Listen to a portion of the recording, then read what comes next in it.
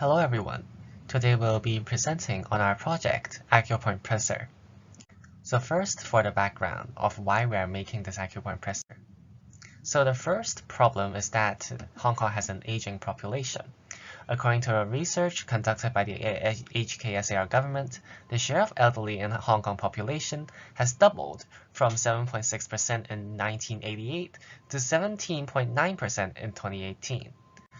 As the share of elderly in the population rises, the need for medical care rises as well. But there is currently a shortage of doctors, so we need an accepted and effective way for the elderly to relieve some of their pains themselves. The second background of our making of this Acupoint Presser is the belief in traditional Chinese medicine.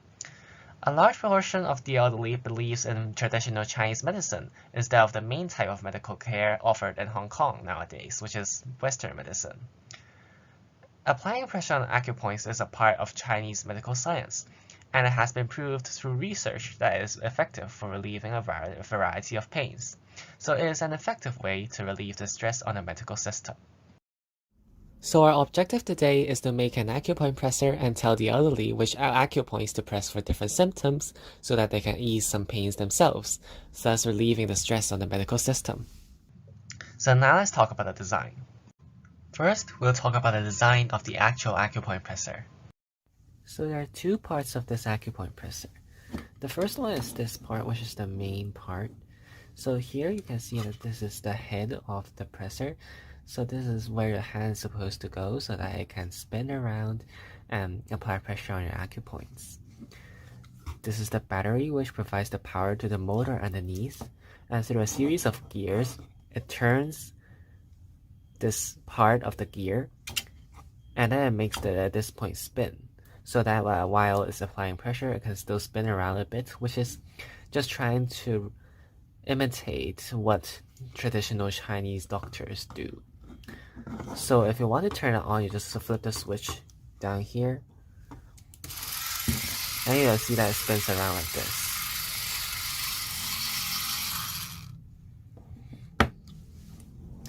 And as for this other part like this is the part where you can adjust the length of the acupoint presser to whatever is suitable for your needs. For example, if you are putting say a hand here, then maybe you'll just need this sort of length.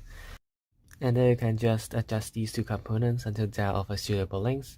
Use this clip to clip them together so that they won't fall apart, just like that. And then you can just put your hand in there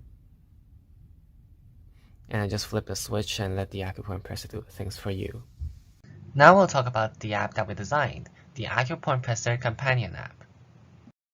Acupoint Presser Companion app is a very simple app, and its language is Chinese so that the elderly can understand it more easily. So in the first page, you'll be asked where you feel unease in. For example, if you have a headache, you can just click head and click submit. And then we've just said you have a headache, right? So you can just click this option and click submit again. And you'll see there will be an acupoint suggested to relieve your symptoms, and there will be a video on how to find that specific acupoint.